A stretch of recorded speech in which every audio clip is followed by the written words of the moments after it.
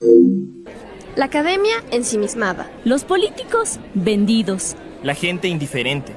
Estamos al borde. Academia. Política. Coyuntura. Desde el borde. Hacia una construcción crítica de la realidad. Comenzamos. Bienvenidos y bienvenidas a una nueva entrega del programa Desde el Borde, el espacio donde analizamos los temas más relevantes y profundos de la coyuntura académica y actual. En esta ocasión abordaremos el genocidio en Palestina y la deshumanización e invisibilización del pueblo palestino. Desde una mirada académica y social, analizaremos cómo desde 1948 se ha emprendido este proyecto de limpieza étnica y de violencia sistemática hacia el pueblo palestino. Continuando con nuestra invitada, Diana Córdoba Arauz es licenciada multilingüe en Negocios y Relaciones Internacionales por la Pontificia Universidad Católica del Ecuador. También es magíster en Política Social, Investigación por la Escuela de Economía y Política de Londres. Además, es investigadora en el área de evaluación de impacto y creación de mapas de evidencia, es militante feminista de izquierda y miembro de Oliva Colectiva, un espacio de solidaridad con la lucha palestina. Bienvenida, Diana, qué gusto tenerte en este espacio y poder dialogar de un tema tan importante y realmente como desde una mirada crítica y académica y también social y política, ¿no? Para empezar, quería preguntarte, ¿cómo tú crees que se debe llamar y conceptualizar sobre todo al conflicto entre Israel y Palestina? ¿Cómo debemos llamarlo? ¿Guerra, genocidio, ocupación, apartheid? ¿Por qué esto es importante, sobre todo en las implicaciones políticas y también simbólicas? Muchas gracias por la invitación. Creo que es importante eliminar la palabra conflicto porque hablar de conflicto implica que tenemos a dos grupos armados que se están enfrentando. Y en este caso tenemos un acto de colonialismo, de ocupación y de apartheid. Evidentemente, desde los ataques del 7 de octubre, hablamos de un genocidio. El genocidio también muchas personas, muchos académicos, académicas, miembros de la sociedad civil han dicho que el genocidio no empezó el 7 de octubre, sino lleva décadas, porque es un proceso sostenido a través del tiempo. Sin embargo, creo que la magnitud de los ataques israelíes en la Franja de Gaza no tienen precedentes y la intención, evidentemente, es una intención genocida a través del hambre, a través de la expulsión forzada, a través de estas intenciones de migración forzada también. Entonces, creo que esas son las palabras más apropiadas para referirse a lo que está pasando en Gaza ahora. Diana, y justo en ese contexto nos decías que es importante como no decir que esto empezó recién, sino que es algo que tiene unas raíces históricas importantes. Para la gente que nos escucha y que no está como muy enterada y relacionada con este tema, ¿nos podrías dar un contexto corto, justamente como entendiendo esta dimensión histórica que conlleva el genocidio en Palestina? Claro, tiene antecedentes basados en la religión, pero principalmente en el crecimiento del sionismo, que es en realidad este proyecto nacionalista, hipernacionalista, de encontrar la tierra prometida, ¿no? Que es la tierra porque se supone que les prometió Dios. Y obviamente después del holocausto, del genocidio en 1940, termina en 1945, la comunidad internacional se encuentra con esta presión de darles a las personas judías este espacio territorial. Pero claro, también se ha señalado la hipocresía de estos poderes, ¿no? Porque no es que les quieren recibir en su tierra, no quieren recibirles en Europa, en Estados Unidos. Es una intención también de expulsión que les conviene y que se lo hace en tierra palestina, que en ese momento está bajo el mandato británico. Entonces, es una salida que en aparente muy humanitaria, pero que en realidad demuestra el desprecio por el territorio palestino y esta necesidad de deshacerse de la comunidad judía. Entonces llegan las personas judías a Palestina, incluso durante la Segunda Guerra Mundial, y son recibidos con los brazos abiertos, y luego empieza esta migración masiva en la que hay desposesión, hay expulsión de los hogares de las personas palestinas, todo bajo este pretexto de que es la tierra prometida. Y obviamente avalado por los poderes en el momento que se alían, Estados Unidos, el Reino Unido, y todo el eje, ¿no?, de los ganadores de la Segunda Guerra Mundial que avalan este proyecto. Y empieza en ese momento la diáspora, la catástrofe, por eso se llama Nakba, la catástrofe palestina de todas estas personas que se convirtieron en refugiadas en su propia tierra. Nombrabas algo importantísimo, sionismo. ¿Cómo podemos también como entender esta diferencia entre antisionismo y también como el antisemitismo, que es como una base importante para entender como lo cultural y también como lo político de este genocidio? Sí, es fundamental porque el proyecto sionista es un proyecto de ocupación, de asentamiento hipernacionalista, en el que existen intereses económicos, intereses de invasión, de ocupación, y en cambio se lo ha intentado y se ha logrado con tanto éxito combinarlo con el antisemitismo, porque evidentemente está ligado a la religión, no tiene este elemento religioso tan fuerte. Pero en este caso, justamente la oposición de judíos y de judías que se han pronunciado en contra del sionismo es fundamental para entender esta diferencia, porque no es un rechazo a la característica cultural religiosa de un pueblo, que eso sí es el antisemitismo, ¿no es cierto? Es lo que causó el Holocausto, es lo que causa muchísimas expresiones de odio, pero es un rechazo al proyecto hipernacionalista de ocupación, de apartheid, que está imponiéndose en tierra palestina ahora. Perfecto. Y igual en ese sentido, quisiera preguntarte, digamos, viéndolo desde cuestiones más geopolíticas y geoeconómicas, también cómo podemos pensar desde una mirada regional, desde Latinoamérica, como qué nos relaciona, cuáles son las similitudes con Palestina y por qué nos debería importar finalmente, y también cómo se conecta con estas luchas estudiantiles, por ejemplo. Vimos muchísimas manifestaciones en la UNAM, en México, pero también aquí en la Universidad Central. Sí. Entonces, ¿cuáles son estas cosas que nos unen y estas formas de resistencia a las que le apostamos desde el sur global? Creo que ahí primero debemos empezar por reconocernos como pares de las personas, de la gente palestina. Es decir, estamos más cerca de ser Palestina en el escenario global que de ser Israel, que de ser Europa, que de ser cualquier aspiracionalismo que tengamos. Nosotros estamos cerca de esa realidad porque somos parte del sur global y porque podemos ser parte de un proyecto expansionista, ocupacionista en cualquier momento.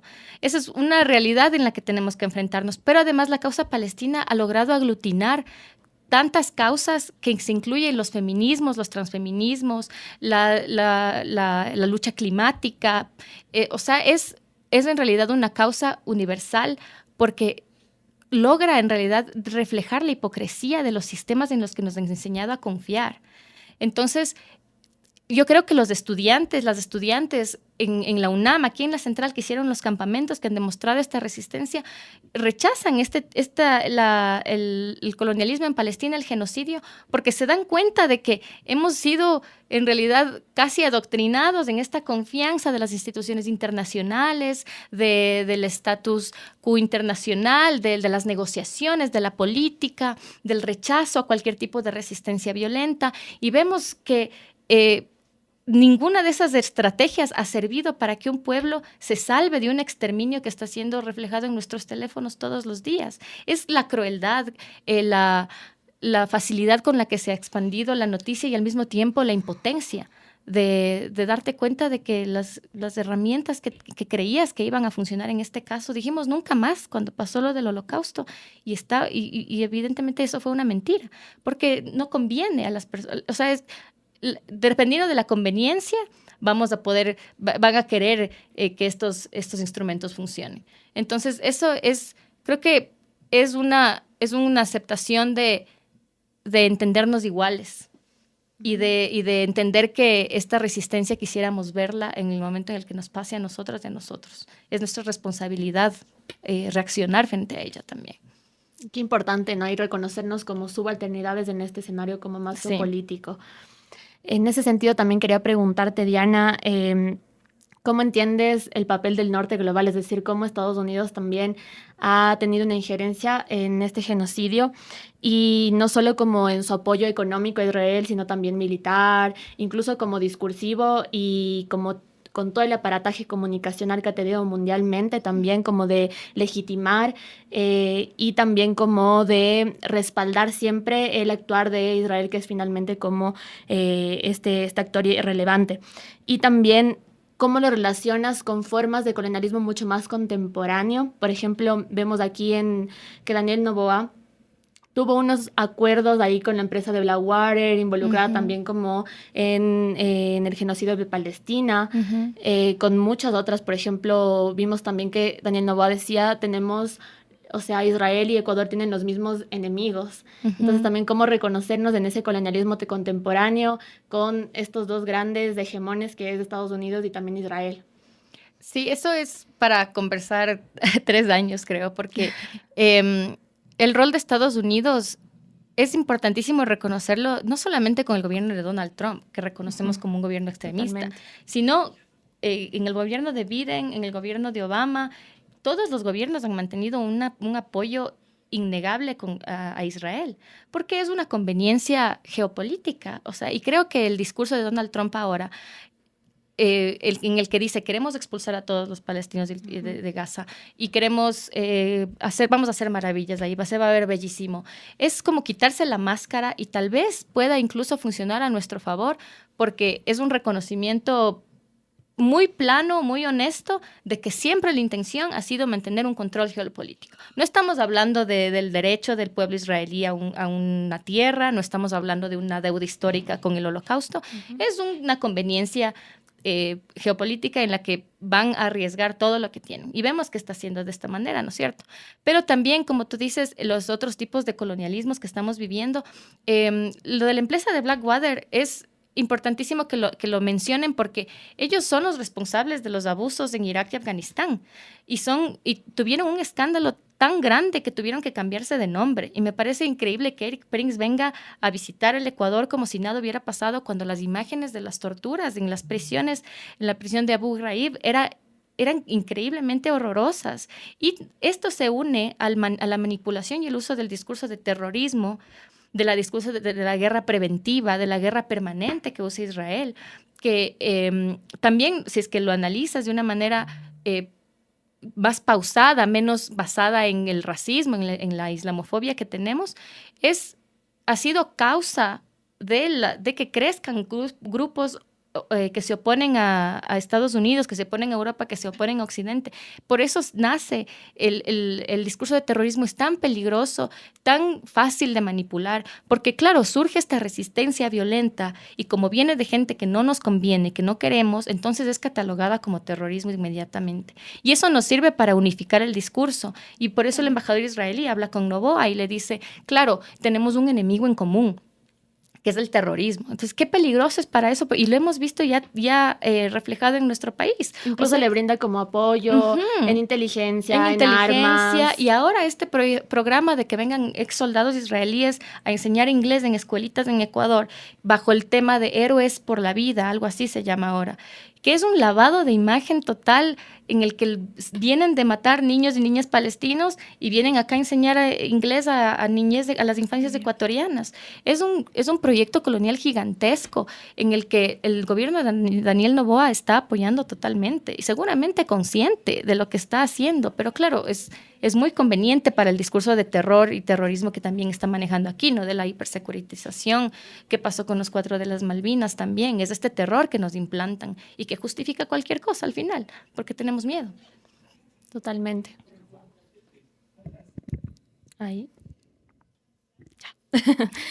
Y finalmente, igual, Diana, quería preguntarte sobre las narrativas, lo que nos contabas, como esta lavada de imagen y cómo también el discurso y el poder mediático como mundial hace como enfrentarnos los unos con los otros y sacar, digo yo, lo peor, o sea, como la islamofobia, el racismo, porque, digamos, son unas estructuras sociales muy internalizadas como, digamos, mundialmente. Y también quisiera preguntarte justo cómo, digamos, Israel demuestra este poder que tiene, no solo militarmente, sino también en la comunicación. O sea, cómo esa lavada de imagen genera un montón de reacciones, de rechazos, y también qué posibilidades de resistencia tenemos ante esto, ante el poder financiero, militar, de comunicación, o sea, ante este hegemón que es Israel. ¿Qué posibilidades de resistencia tenemos y cómo ves, por ejemplo, en esas posibilidades de resistencia el boicot? Hay opiniones muy divididas, unos dicen que no funciona, otros dicen que sí. Entonces, ¿cómo también desde la subalternidad, desde los grupos oprimidos, cómo podemos hacerle frente a estos grandes poderes mundiales? La narrativa de Israel y el poder funciona porque tiene una gran cantidad de aliados y aliadas alrededor del mundo. Justamente hay un libro que publicó Mohammad Al-Kurd y se llama Las víctimas perfectas, y habla de esta necesidad de que para tú otorgarle derechos a cierto pueblo tienes que ver su perfecta característica de víctima, ¿no? No puede resistirse, no puede demostrar violencia, no puede hacer ciertas cosas porque pierde inmediatamente su etiqueta de víctima y empieza a ser, no sé, una muerte justificada, resistió, terrorista, etc. Y son narrativas que las manejan los medios de comunicación en los que confiamos nuestras noticias. ¿Por qué? Porque se han ganado, tienen el renombre, tienen la legitimidad que le hemos dado a nivel internacional.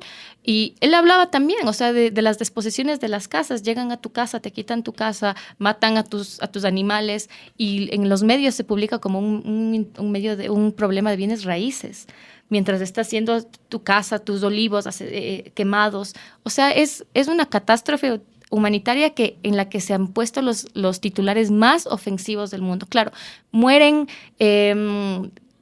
niños en incubadoras, en un hospital, pero ¿quién los mata? Fue Israel quien los mata, no los mencionan los medios. Esas narrativas se extienden y por eso tiene tanto poder Israel, porque hay un temor, y también con alianza no solamente de Estados Unidos y otros países, pero Alemania, el papel que juega Alemania, ¿no? Que para tú por convertirte en una persona alemana, si es que quieres la nacionalidad, tienes que jurar también el reconocimiento al Estado de Israel como parte del proceso de tener tu nacionalidad. Estamos dominadas y dominados por esta manipulación del discurso del Holocausto, que fue una catástrofe terrible, pero que sigue siendo manipulada para justificar el sionismo y para culpabilizarnos con cualquier rechazo y catalogándolo como antisemitismo. Y creo que la resistencia frente a esto, yo creo que el boicot funciona. Desde Olivas nosotras abogamos por el boicot, nos unimos al boicot porque no estamos solamente en un sistema internacional que funciona con estados, eso ya no es la realidad. Tenemos empresas que son más grandes que los estados, que ganan más que los estados y que manejan más poder que un estado. Entonces el boicot a los productos es en realidad una manera de transferir el poder, ¿no? de lucharlo, y por eso, y les da miedo a las empresas. Por eso que Estados Unidos ha debatido tanto esa ley de anti-boicot, en la que literalmente nos quieren prohibir el hecho de no comprar un producto, de decirles que no lo compren por tales o cuales razones. Pero es una estrategia que tenemos en las manos, no es la única, porque creo que además todos y todas estamos en posiciones en las que pronunciarnos por Palestina se considera un riesgo, se considera no sé, es algo en la que la gente tiene temor, con justa razón. La gente ha perdido sus trabajos, la gente ha perdido oportunidades de viaje, estudios, les han sacado de sus universidades. En realidad el apoyo a Palestina está siendo criminalizado, está siendo castigado de muchísimas maneras. Pero creo que las personas que tenemos cierta posición de poder en nuestros espacios, por cualquier razón, porque hayamos recibido, por ejemplo, educación en estas instituciones que luego nos defraudan por su silencio, que hemos sido reconocidas por alguna u otra cosa, que en los trabajos tenemos esta capacidad de negociación, creo que debemos incomodar, pronunciarnos, decir las palabras que son, decir que está pasando un genocidio en Palestina, decir que Israel es un estado genocida. Los actos de resistencia individuales, este tipo de incomodidad, en realidad puede generar presión suficiente para que se declaren espacios libres de apartheid, como por ejemplo la Casa de la Cultura, que el año pasado se declaró libre de apartheid. Eso es presión de nosotras como personas de la sociedad civil que decimos, a ver, yo no quiero participar de esto si es que ustedes tienen este tipo de vínculos con este estado de genocida. por ejemplo, ahora es muy chévere que el Pavel, que el alcalde se mencione a favor de Palestina, pero, por ejemplo, sería muy legítimo también decir por qué están contratando empresas de seguridad israelíes para que controlen el trole. No sé si se han subido, en la parte de atrás de los uniformes dice seguridad israelí. Entonces, todo este tipo porque el poder de Israel se ha mezclado en absolutamente todo. Y justamente en junio, ahora que estamos en el mes del orgullo y que vamos a salir a celebrar el orgullo, la narrativa del poder de Israel, este lavado de imagen, se ha dado también en alianza con grupos queer y feministas blanqueados que han caído en este discurso de que las mujeres musulmanas no tienen libertad, de que no se puede ser queer en Palestina, cuando ese es un lavado de imagen en el que Israel justifica el exterminio y la colonización de un pueblo por la defensa de valores, ¿no? Occidentales, las fotos de soldados israelíes sosteniendo la bandera gay con la destrucción de Gaza detrás. Cuando tenemos que reconocer que un pueblo que está luchando después de décadas de colonización, ¿por qué le estamos reclamando a ellos que no han avanzado en el feminismo o en lo queer? Cuando nosotros mismos, el Ecuador, que no ha tenido la ocupación que hemos tenido que lucharla y estar en las calles y seguir debatiéndola. Y les estamos exigiendo a un pueblo que a duras penas tiene que sobrevivir bajo esta ocupación, que todo el tiempo está siendo invadido, porque Israel mismo ha reconocido que su política militar es llegar a tu casa cada ciertas semanas para que tengas miedo. O sea, es una práctica habitual. Tienen que recordarte que tienen control sobre ti, que te pueden matar y no puedes hacer nada. Entonces, ¿cómo esa hipocresía en los grupos queer, en los grupos feministas blancos que no reconocen, que no han identificado que el feminismo, que lo queer es antidecolonial, que es, o sea, en realidad una reivindicación de todos los derechos? Esos grupos han apoyado la narrativa israelí y lo siguen empoderando. Y a esos hay que también criticarlos y señalarlos, porque son aliados y son cómplices del poder que mantiene Israel. ¿Qué mensaje les darías a los jóvenes, a los estudiantes, por ejemplo, que se puedan involucrar en estas formas de resistencia y solidaridad? Que no decaigan. Creo que es muy duro estar involucrada en la causa palestina y mantener un espíritu de lucha, pero creo que lo peor que podemos hacer es decaer en fuerzas. Y muchas veces yo le he dicho a mi pareja, que es palestina y es refugiada palestina, porque a veces creemos que lo que estamos haciendo no es suficiente, porque no vemos ningún cambio y tal vez nuestro impacto es mínimo, pero que conste en la historia y que conste en el presente de que no van a hacer esto contando con nuestro silencio y con nuestra complicidad. Vamos a gritar, vamos a estar en las calles, vamos a reclamar, vamos a denunciar, vamos a hacer todo lo posible, aunque nuestro impacto parezca mínimo, pero no nos vamos a quedar callados, no vamos a dejar que esto pase desapercibido y mantener el espíritu, porque es lo menos que podemos hacer por la gente del pueblo palestino. Muchas gracias, Diana. Agradecerte un montón por tus palabras. Creo que nos inspiran un montón a involucrarnos, reconocernos también en la causa palestina y seguir resistiendo, que es lo más importante en este momento. Gracias. Gracias a ustedes. No olviden seguirnos en nuestras redes sociales. Nos encuentran en Facebook como Desde el Borde, en Instagram como Desde el Borde UC y en YouTube como Desde el Borde.